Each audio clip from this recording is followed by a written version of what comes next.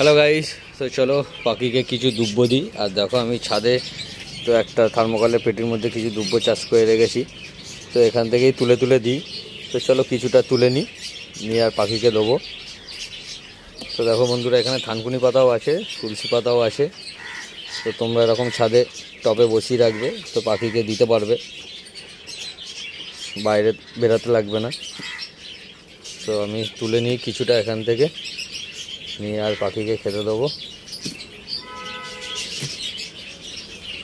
তো চলো বন্ধুরা, দেখো আমার অনেকটা তোলা হয়ে গেছে, তো থাক, আর বেশি লাগবে না। তো এটা ভালো করে ধুয়ে নিই।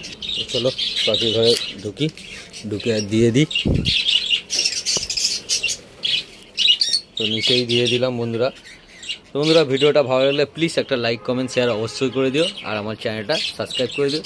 তো চলো টাটা, গুড বাই। আর আজকে সকাল সকাল আমার খাবার দাওয়া হয়ে গেছে।